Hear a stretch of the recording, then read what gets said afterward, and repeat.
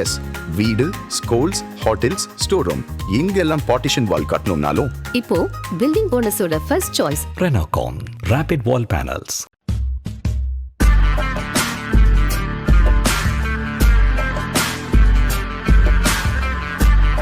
வணக்கம் ஜெயஹிந்த். இன்றைக்கி நம்ம சேனலில் ஒரு முக்கியமான அப்டேட் பார்க்க போகிறோம்.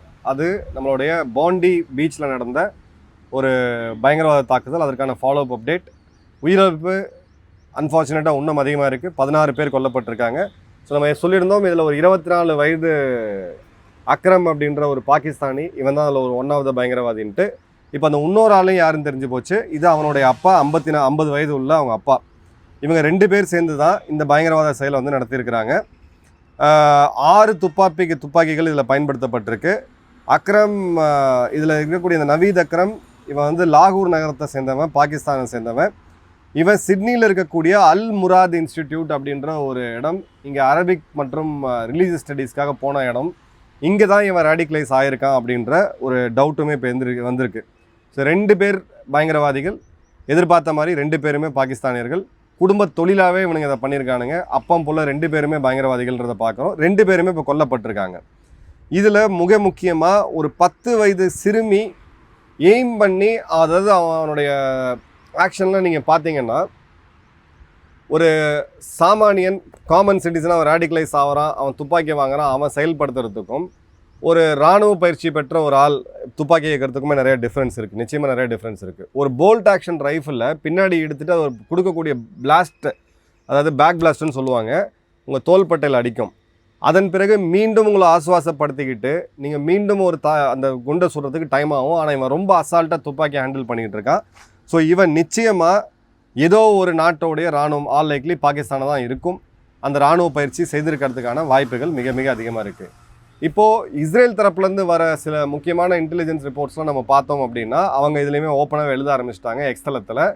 இந்த 2 பேர் அக்டோபர் மாதம் பாகிஸ்தானுக்கு போயிருக்காங்க. ஜஸ்ட் 2 மாதம் முன்னாடி பாகிஸ்தானில் 3 ISI அதிகாரிகளோட சந்திப்பும் நடந்திருக்கு அப்படின்ற சந்தேகமும் வருது. ஸோ யூதர்கள் மீது நடத்தப்பட்ட தாக்குதல் அப்படின்றது பாகிஸ்தானோட ISIக்கும் தொடர்பு இருக்கலாம் அப்படின்றது இஸ்ரேலிஸ் இப்போ ஏற்கனவே நோட் பண்ண ஆரம்பிச்சிட்டாங்க.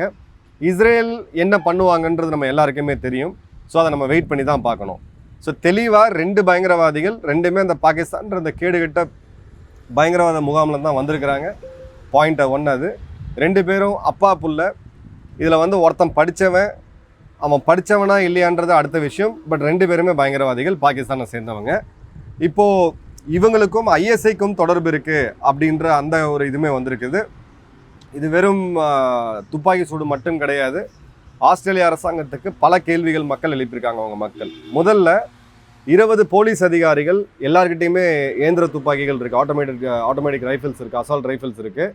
அவங்க யாருமே பதிலுக்கு இவங்க மேலே துப்பாக்கி சூடு நடத்தலை. அங்கே இருந்த ஒரு பல வியாபாரி அகமது, நான் சொன்ன மாதிரி அந்த அகமதுன்ற 43 வயது நபர் தான் தன் உயிரை துச்சமாக மதித்து அத்தனை பேர் உயிரை காப்பாற்றிருக்கிறார். இப்போ அங்கே இருந்த போலீஸ்காரங்க என்ன பண்ணாங்கன்ட்டு சில வீடியோஸ் பார்க்கும்போது 2 பெண் போலீஸ் அதிகாரிகள், அவன் அங்கே சுட்டுட்டு இருக்கான், இவங்க கையில் துப்பாக்கி இருக்குது, ஃப்ரீஸ் ஆகி நிற்கிறாங்க. போலீஸால் அங்கே இயங்கவே முடியல. ஸோ இது வந்து அவங்க காவல்துறை மட்டும் கிடையாது. இன்றைக்கி காவல்துறைக்கு இராணுவம் என்ன சில நடவடிக்கைகளை பார்க்குறாங்களோ, இராணுவத்தோடைய ஒரு டிப்பிக்கல் ஆப்ரேஷன் எப்படி இருக்கோ அதெல்லாம் சந்திக்கக்கூடிய காலகட்டம் அப்படின்றது வந்துருச்சு. ஸோ ஆஸ்திரேலியாவுடைய போலீஸ் அவங்களுடைய எஃபிஷியன்சி அப்படின்றத அவங்க மக்கள் மிகப்பெரிய லெவலில் கடுப்படைஞ்சிருக்காங்க, கோபம் அடைஞ்சிருக்காங்க. எக்கச்சக்கமான பதிவுகள் வருது, நீங்கள் என்ன தான் பண்ணிகிட்டு இருந்தீங்க 20 நிமிஷம் அங்கே அப்படின்றது ஒன்று. 2வது, இது எல்லா நாட்டு காவல்துறைகள், நம்ம நாட்டு காவல்துறைக்கே நம்ம வந்து அதை பார்த்தாங்கணும். அவங்கள நம்ம குறை சொல்ல முடியாது. பந்தோபஸ்த் டியூட்டி, லட்டி, அதுக்கப்புறம் கிரிமினல்ஸ் ஹேண்டில் பண்ணுறது, இன்றைக்கி குடும்ப பிரச்சனைலேருந்து எல்லாத்தையுமே அவங்க ஹேண்டில் பண்ணிகிட்டு இருக்காங்க. பட் இந்த மாதிரியான ஒரு சுச்சுவேஷன் வரும்பொழுது அட்லீஸ்ட் நகரங்களில் எப்படி அவங்க ரியாக்ட் பண்ணணும் அப்படின்றது இருக்குது. அதற்கு உண்டான ஆயுத பயிற்சிகள், இதெல்லாமே specialist operation, high risk operation, இதுக்குன்னு சொல்லி பயிற்சிகள் தேவை. இப்போ சத்தீஸ்கர் எடுத்தீங்க அப்படின்னா, சத்தீஸ்கரோட துணை முதல்வரை நான் சந்தித்த போது அவர் என்கிட்ட சொல்லிட்டு இருந்தார், முன்னாள் இராணுவ அதிகாரிகளை அவங்க எடுத்து IG ரேங்கில் இருக்கக்கூடிய ஒரு பதவியை கொடுத்து அவங்க மூலிமா அவங்களுடைய கோப்ரா டீம், ஸ்பெஷல் ஃபோர்ஸஸை ட்ரெயின் பண்ணுறாங்க. தமிழ்நாட்டிலையுமே ஆன்டி டெரரிசம் ஸ்குவாட்னு சொல்லி ஒரு ATSன்றது ஒன்று இருக்குது, அடையாரை பேஸ் பண்ணி. அவங்க இதில் ஸ்பெஷலிஸ்ட் தான். பட் என்னென்னா, இனி வரக்கூடிய காலங்களில் காவல்துறைக்கு இந்த மாதிரியான சேலஞ்சஸை பயங்கரவாதிகள் சொல்கிறாங்க, அவங்களை எப்படி நியூட்ரலைஸ் பண்ணுறது குயிக்காக, பொதுமக்களோட உயிரை எப்படி காப்பாற்றணும் அப்படின்ற பயிற்சி கொடுக்க வேண்டிய கட்டாயம் அப்படின்றது நிச்சயமாக வந்துருச்சு. அடுத்தது பார்த்தீங்க அப்படின்னா ரொம்ப கவலைக்கிடமான செய்தி வந்து இந்த நிகழ்வுக்கு பிறகு அங்கே வந்து வான வேடிக்கை விட்டு இதை கொண்டாடியிருக்காங்க சில பேர். ஆஸ்திரேலியாவுடைய மக்கள் செம்ம கடுப்பில் எக்ஸ்ட்ரீம் கோபத்தில் இருக்கிறாங்க அப்படின்றத பார்க்குறோம். அதோடைய விளைவை நான் நேற்றே சொல்லியிருந்தேன், இந்த மாதிரியான நிகழ்வுகள் மக்களை அதிகமாக போல்ரைஸ் பண்ணிக்கிட்டே போகும், இரு துருவங்களாக்கும் சொல்லிட்டு. இன்றைக்கி அதே மாதிரியான ஒரு நிகழ்வு ஆஸ்திரேலியாவில் நடந்திருக்கு. அந்த போண்டி பீச்சுக்கு பக்கத்தில் இருக்கக்கூடிய ஒரு சமூகத்தை சேர்ந்த ஒரு கிரேவியார்ட் பரியல் கிரவுண்டில் பார்த்தீங்கன்னா பன்னித்தலையை வெட்டி போட்டு வந்திருக்காங்க. அங்கே இருக்க பன்றிக்கறி அவங்க இறைச்சி விட்டுருவாங்க, கடையிலேருந்து தூக்கி போட்டு வந்திருக்காங்க. இது ஒரு சமயத்துக்கு ஒரு சமூகத்துக்கு வந்து நிச்சயமாக ஆகாது. ஸோ போல்ரைசேஷன் அதிகமாகிறத நம்ம தெளிவாக பார்க்குறோம். ஒரு சில மூடர்கள் செய்கிற இந்த காரியத்தினால சமூக நல்லிணக்கம் அப்படின்றது எவ்வளோ பெரிய லெவலில் பாதிக்கப்படுது அப்படின்றது இதுலேருந்தே பார்க்கலாம். இப்போ அடுத்தது பார்த்தீங்க அப்படின்னா இது ஸ்பெசிஃபிக்காக ஜூயிஷ் கம்யூனிட்டியை டார்கெட் பண்ணுது அப்படின்றது மட்டும் தெரியுது. அதில் ரொம்ப முக்கியமாக இஸ்ரேலோடைய பிரதமர் பெஞ்சமின் நெத்தன்யாஹூ ஆஸ்திரேலியாவுடைய பிரதமரை போட்டு கிளின்னு கிழிச்சிருக்காரு. ஏன்னா ஒரு 3 மாதம் முன்னாடி தான் பாலஸ்தீனை நாங்கள் அங்கீகரிக்கிறோம் அப்படின்னு சொல்லி இவங்க ஆஸ்திரேலியா வந்து பாலஸ்தீனுக்கு ஆதரவாக ஐநாவில் வாக்கெடுப்பு போட்டாங்க. அப்போவே இவங்க வந்து பயங்கர இதில் இருந்தாங்க. இப்போ என்னென்னா ஹமாஸ் வேறு ப்ரோ பாலஸ்தீன் வேறு அப்படின்னு தான். இப்போ இந்த நியூஸ் வர வர பார்த்தீங்கன்னா இன்னும் நிறையா செய்திகள் வருது. ஒரு மாதம் முன்னாடி ஒரு 3 மாதம் முன்னாடின்னு நினைக்கிறேன், அங்கே வந்து ஒரு மிகப்பெரிய ப்ரோ பாலஸ்தீன் ரேலி நடந்திருக்கு. அதில் வந்து டெத் டு ஜூஸ், யூதர்களை கொல்லணும் அப்படின்ற வார்த்தைகள், டெத் டு இஸ்ரேல்ன்ற வார்த்தைகள் மிக அதிகமாக பயன்படுத்தப்பட்டிருக்கு. ஸோ ஒரு போராட்டம் அப்படின்றது குறிப்பாக ப்ரோ பாலஸ்தீன் போராட்டம் பண்ணுறவங்க இந்த சென்டிமெண்ட்ஸை இன்னும் அதிகப்படுத்துகிறாங்க அப்படின்றது தான் இன்றைக்கி பார்த்தீங்கன்னா இதில் செக்யூரிட்டியை ரொம்ப கூர்ந்து கவனிக்கக்கூடிய எக்ஸ்பர்ட்ஸோட ஒரு மிக முக்கியமான பாயிண்ட்டு. செகண்டு, இப்போது உலகம் முழுக்க வர டிசம்பர் 25 கிறிஸ்மஸ் செலிப்ரேஷன் பெரிய லெவலில் எல்லாரும் பண்ணுவாங்க. அடுத்தது உலகமே செலிப்ரேட் பண்ணக்கூடியது ஆங்கில புத்தாண்டு ஜனவரி 1. இப்போ எப்படி ஆயிரக்கணக்கான லட்சக்கணக்கான மக்களுக்கு இவங்க பாதுகாப்பு கொடுக்க போகிறாங்க அப்படின்றது இருக்குது. ஸோ இந்த பயங்கரவாதிகளுடைய மிக முக்கியமானது மக்கள் பீதியில் இருக்கணும். அந்த பயங்கரவாதம் அப்படின்றதே மக்களை வந்து பீதியில் வைக்கணும், மக்களை வந்து அச்சப்படுத்தணும். எந்த ஒரு பண்டிகையும் எந்த ஒரு சந்தோஷத்தையும் நிகழ்வையும் நீங்கள் கொண்டாடக்கூடாது அப்படின்றது தான். அந்த வகையில் பார்த்தீங்கன்னா இப்போது வரக்கூடிய 2026 ஜனவரி 1 செலிப்ரேஷன் அப்படின்றது எந்த லெவலுக்கு எந்த நாடுகள் சமாளிக்க போகிறாங்க அப்படின்னு தெரியல. எனக்கு தெரிஞ்ச ஒரு மிகப்பெரிய தாக்கம் அப்படின்றது நிச்சயமாக இருக்கும். இப்போது எல்லாருமே ஆன்டிசெமிட்டிசம் அப்படின்ற அந்த இது எடுத்தாலும் இன்னும் பார்த்தீங்க அப்படின்னா இந்த நாடுகள் எல்லாமே பாகிஸ்தானை நேரடியாக குற்றம் சாட்டுறதுக்கு மறுக்கிறாங்க. இன்னும் வந்து அதை இன்னும் டிப்ளமேட்டிக்காக சொல்கிறாங்க, பாகிஸ்தானி டெரரிஸ்ட் அப்படின்றது தான் வருது. பாகிஸ்தானோட தலையங்கத்தை நம்ம எடுத்து போட்டிருந்தோம் நம்மளோட வாட்ஸ்அப் சேனலில். அந்த வார்த்தையை நான் பயன்படுத்த முடியாது ஊடகத்தில். அந்த அளவுக்கு ஒரு மோசமான வார்த்தையை பயன்படுத்தி அந்த 2 பயங்கரவாதிகளை போட்டிருந்தாங்க.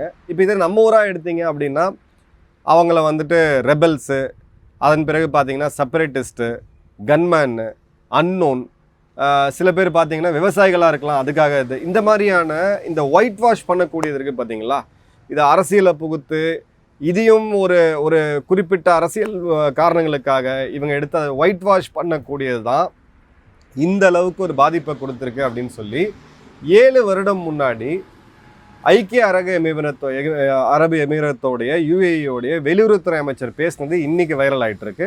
நாமளும் அந்த வீடியோவை பற்றி போட்டிருக்கோம். அவர் 3 விஷயம் சொல்கிறாரு. முதல்ல, நீங்கள்லாம் இந்த எக்ஸ்ட்ரீம் ஃபார்ம் ஆஃப் இந்த ரேடிகலைசேஷன் அப்படின்றது என்ன அப்படின்றது உங்களுக்கு ஐடியாவே கிடையாது.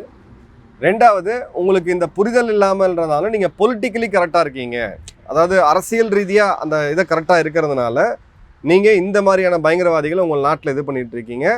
வரக்கூடிய காலங்களில் இதோட பாதிப்பு மிடில் ஈஸ்டில் 10 வருடம் முன்னாடி 20 வருடம் முன்னாடி என்ன நடந்ததோ இது அமெரிக்கா, ஆஸ்திரேலியா, ஐரோப்பாவில் நடக்கும்னு சொல்லி அவர் சொன்னது எக்ஸாக்டாக இப்போ அதே மாதிரியான நிகழ்வு நடந்திருக்குது. ஸோ இப்போ பயங்கரவாதிகள்னு சொல்லாமல் அவங்களுக்கு ஒரு காரணம் கொடுத்து அதில் இருக்கக்கூடிய ஒரு பொலிட்டிக்கலாக அப்படியே ஈயம் பூசின மாதிரி இருக்கிற மாதிரி அப்படி இல்லாத மாதிரியும் ஒரு இதை கொடுத்து சாயலை கொடுத்து பண்ணுறது தான் பொலிட்டிக்கல் கரெக்ட்னஸ்ன்னு சொல்கிறோம். இந்த வெஸ்டர்ன் வேர்ல்டு இதை பண்ணி தான் இன்றைக்கி இந்த நிலைமையில் இருக்கக்கூடியதை நம்ம பார்க்குறோம். ஆஸ்திரேலியாவில் மிகப்பெரிய கொந்தளிப்பு ஏற்பட்டிருக்கு. பல பேர் இதனால் கொந்தளிச்சு போயிருக்காங்க. ஸோ போலரைசேஷன் கண்டிப்பாக மிகவும் அதிகமாகும்.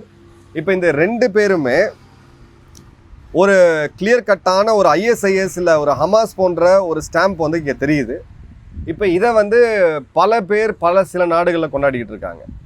இப்போ அந்த கொண்டாட்டங்கள் வரும்போது அங்கே இருக்கக்கூடியவங்களையும் இதை வந்து போல்ரைஸ் பண்ணும். ஸோ இதோட எஃபெக்ட் அப்படின்றது எல்லா நாடுகளையும் வரக்கூடிய காலங்களில் கண்டிப்பாக இருக்க போகுது.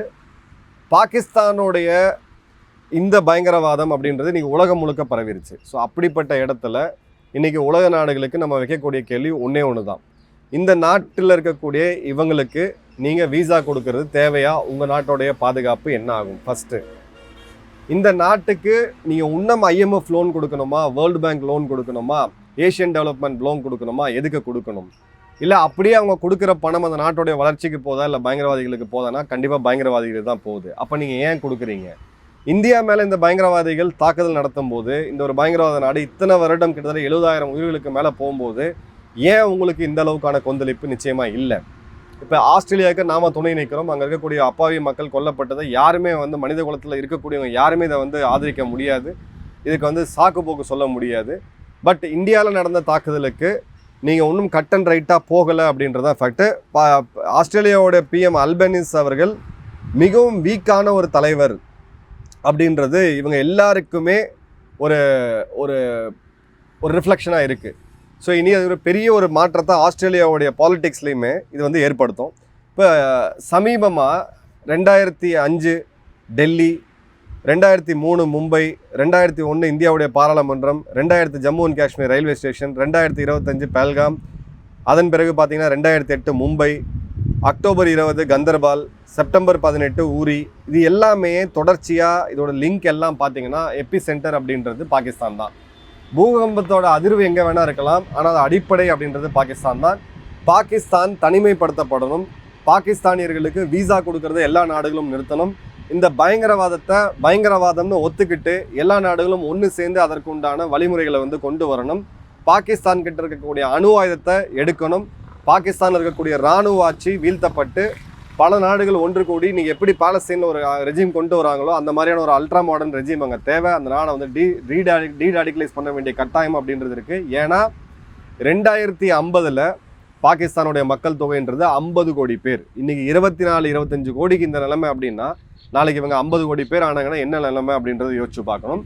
ஸோ இதற்கான ஸ்ட்ராங் லீடர்ஸ் அப்படின்றது உலகம் முழுக்க தேவைப்படுது. நம்ம அதை நோக்கி தான் போகிறோம் அப்படின்றத நினைக்கிறேன்.